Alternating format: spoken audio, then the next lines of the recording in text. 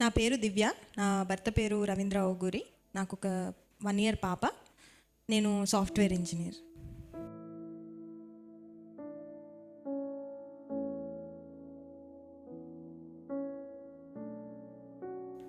Planter ఫెసైటిస్ అంటే మన పాదాలకి, అరిపాదాలకి ప్లాంటర్ ఫేషియా అనే ఒక టిష్యూ ఉంటుంది. ఆ టిష్యూ అనేది మనకి నడవడానికి, నిలబడడానికి సహాయం చేస్తుంది. ప్లాంటర్ ఫెసైటిస్ అనేది ఏంటంటే ఆ ప్లాంటర్ ఫేషియా అనే టిష్యూ నిలబడడానికి, నడవడానికి సహకరించదు. ఆ శక్తిని మనం కోల్పోతాం. అది డిఫరెంట్ లెవెల్స్లో ఉంటుంది. కొంతమందికి కొన్ని గంటలు నడిచిన తర్వాత నొప్పి వస్తుంది, కొంతమందికి కొన్ని ట్రీట్మెంట్స్ ద్వారా తగ్గిపోతుంది. నాకు వచ్చిన కండిషన్ కొంచెం సివియర్. దాంట్లో నేను నిలబడలేను. నాకు ప్లాంటర్ ఫెసైటిస్ నా ప్రెగ్నెన్సీలో వచ్చింది. 2023 డిసెంబర్ నుంచి నేను ఈ ప్లాంటర్ ఫెసైటిస్తో బాధపడుతున్నాను.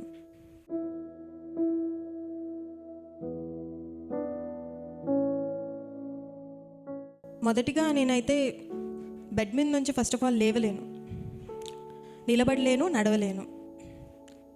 ఈ నొప్పికి ముందు నేను ఎప్పుడైనా బెడ్ మీద నుంచి లేవాలి అనిపించకపోయినా నేను లేచి నా పనులు చేస్తే దేవుడికి మహిమ వస్తుంది, arise and shine and give God the glory అని చెప్తూ అని పాడుకుంటూ నేను లేచేదాన్ని. కానీ ఈ నొప్పిలో నేను his grace is sufficient for me అని నేను అనుకున్నా కాలు కూడా కింద పెట్టలేను.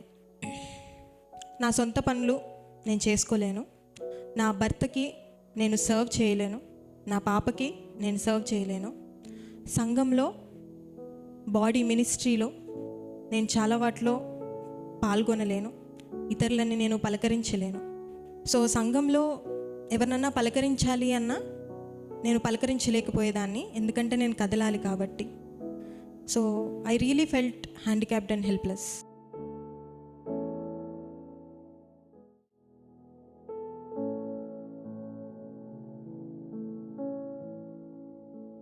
మొదట్లో అయితే నేను ఆశ్చర్యపోయాను. అసలు నాకు ఈ పరిస్థితి ఎలా వచ్చింది అని నేను ఆశ్చర్యపోయాను. వాక్యంలో సఫరింగ్ గురించిన మాటలు, నేను మెమరైజ్ చేసిన వాక్యాలు నాకు ఒక్కొక్కటి ప్రభువు గుర్తు చేస్తూ వచ్చారు. వాక్యంలో చెప్తున్నట్టు మీరు శ్రమ వచ్చినప్పుడు ఆశ్చర్యపోకండి అని చెప్తుంటే నేను ఆశ్చర్యపోవడం గమనించాను. వాక్యంలో చెప్పినట్టు మీకు శ్రమ వచ్చినప్పుడు మహానందం అని ఎంచమంటుంటే నా సొంత బాధ్యతలు నెరవేర్చలేని నేను, నా కుటుంబ బాధ్యతలు, నా సంఘ బాధ్యతలు నెరవేర్చలేని నేను ఇది మహానందంగా ఎంచలేకపోయాను. Philippians 1:29 You have given not only the privilege in believing in Christ but also the privilege of suffering for him అని చెప్తున్నా నేనైతే ఇది ధన్యతగా ఎంచలేదు. పౌలు జీవితంలో ఉన్నట్టు ఇది నా జీవితంలో ఒక లైఫ్ లాంగ్ ముల్లా అని నేను భయపడ్డాను.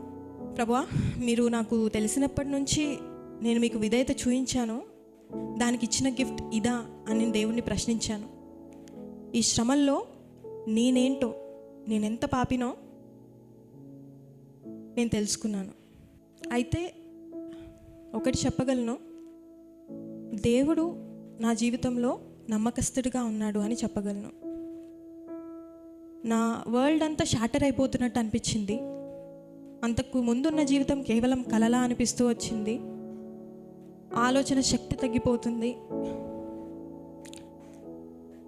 అయినప్పటికీ ప్రభువు తన విశ్వాస్యతను కనపరుచుకున్నాడని చెప్పగలను.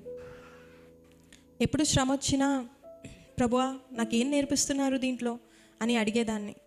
కానీ ఈ సమస్యలో అసలు అంతం ఎప్పుడో నాకు తెలియనప్పుడు నా ప్రభువు నుంచి నేను ఒక్కటే కోరాను, ఆదరణ. ప్రభువు నాతో మాట్లాడుతూ 2 కొరింథీ 1 God is the source of all comfort అని నేను చదివినప్పుడు శ్రమల్లోనే కదా నేను ఆయన ఆదరణ తెలుసుకోగలను. For it says the more we suffer for Christ the more we will experience the comfort of God. ఆ కంఫర్ట్ దేవుడు నాకు చూపిస్తూ వచ్చారు. నా వరల్డ్ షాటర్ అయిపోతుంది, ఏం జరుగుతుందో అర్థం కావట్లేదు. నా బాధ్యతలు గుర్తొస్తున్నాయి, ప్రభువు చిత్తం గుర్తొస్తుంది. కానీ ఒక్కసారిగా నేను ఆగి ఆయనను చూడగలిగాను. ఫిజికల్గా కాదు, ఆయన ఉంచిన సంఘంలో సభ్యుల ద్వారా, నా భర్త ద్వారా, నా 1 year పాప ద్వారా వాళ్ళు నా పట్ల ప్రేమ చూపిస్తున్నప్పుడు, శ్రద్ధ కలిగి ఉన్నప్పుడు, నాకు సేవ చేస్తున్నప్పుడు, నేను నా భర్తలో, నా సంఘ సభ్యులలో నేను క్రీస్తును చూశాను. నా పాప నాకు సహకరిస్తున్నప్పుడు, నా భర్త తనకి సర్వ్ చేస్తున్నప్పుడు, నా భర్తకి తను సహకరిస్తున్నప్పుడు నేను నా పాపలో క్రీస్తును చూశాను.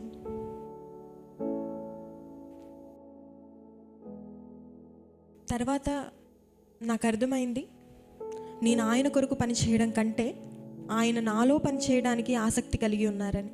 1 కొరింథీ 1:18 చెప్పినట్టు, నన్ను నేను తృణీకరించుకోవడానికి మాత్రమే కాదు, కానీ ఆయన శక్తిని కనుగొనడానికి నేను సిలువ యొద్దకు వెళ్ళగలిగాను.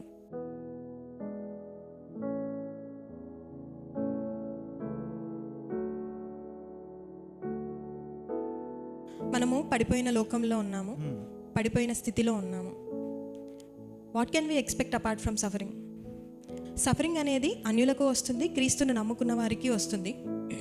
కానీ ఆ సఫరింగ్లో మనం దేవుని ఎలా చూస్తున్నాము, ఆయన సార్వభౌమ్య అధికారాన్ని మనం అంగీకరించగలుగుతున్నామా? సో నా శ్రమలో నాకు జోని ఎరిక్సన్ టడా గారి మాటలు గుర్తొచ్చాయి. ఆవిడ చెప్పిన మాటలు, suffering is not just about అస్.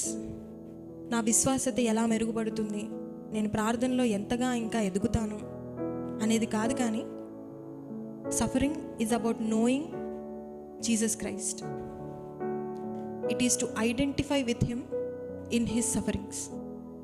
ఆయన మన కొరకు ఎంత శ్రమనుందాడు అనేది మన శ్రమల్లో తెలుసుకోవడమే. It is to know my suffering is to know about lord Jesus Christ better. ఆ మాటలు నాకు చాలా ఆదరణిచ్చాయి. నా శ్రమ వైపు కాకుండా ప్రభువు వైపు చూడాలి అని నన్ను హెచ్చరించాయి. నేను ఏడవని రోజు లేదు అని నేను గుర్తు తెచ్చుకున్నప్పుడు నా ప్రభువుని నేను మ్యాన్ ఆఫ్ సారోస్గా చూశాను. నిరంతరమైన నొప్పిలో నేను బాధపడుతున్నప్పుడు నా ప్రభువుని నేను ఫెమిలియర్ విత్ పెయిన్గా చూస్తున్నాను. ఈ శ్రమలో నేను డిప్రెషన్ గుండా వెళ్ళినప్పుడు నా ప్రభువు మాటలు నాకు గుర్తొచ్చాయి. నా దేవా, నా దేవా, నా చెయ్యి ఎందుకు విడిచావు? ఈ పెయిన్కి ముందు ఆ మాటలు చదువుతున్నప్పుడు ఆయన ప్రభువు కదా, ఆయనకంతా తెలుసు కదా, ఆ మాటలు ఎలా పలికారు అని నాకు అనిపించేది. కానీ నా డిప్రెషన్లో వాక్యాలన్నీ నాకు గుర్తొస్తున్నా అవి నా హృదయానికి చేరుకోలేకపోయాయి. ప్రభువు నన్ను ఎన్నడూ విడిచిపెట్టడని నాకు వాక్యం చెప్తున్నా ఆ సమయంలో ప్రభువు నన్ను విడిచిపెట్టినట్టు అనిపించింది. ఈ శ్రమల్లో నేను ప్రభువు యొక్క మానవ కోణాన్ని చూడగలిగాను. ఈ ప్రయాణంలో దేవుని మంచితనాన్ని చూడడం నేను నేర్చుకున్నాను. ఆయన నా కొరకు శ్రమనొందాడు, బాధింపబడ్డాడు అంటే ఏంటో కొంత నేను అర్థం చేసుకోగలిగాను. కానీ ఆయనకు మించిన శ్రమ ఏది కాదని నా హృదయం కృతజ్ఞతతో నిండిపోతుంది, నాకు ఆదరణ ఇస్తుంది. వర్క్ ఆఫ్ సాల్వేషన్ని అర్థం చేసుకోవడానికి సహాయం చేస్తుంది. ఆయన చిత్తమే నా దాగుచోటుగా మారింది. నా జీవితంలో దేవుడు శ్రమను అనుమతించినప్పుడు కర్ర పట్టుకొని క్రమశిక్షణలోకి నడిపే తండ్రిగా కాదు, కానీ ప్రేమతో ఆయన సారూప్యతలోకి నడిపించే తండ్రిగా నేను ఆయనను చూశాను.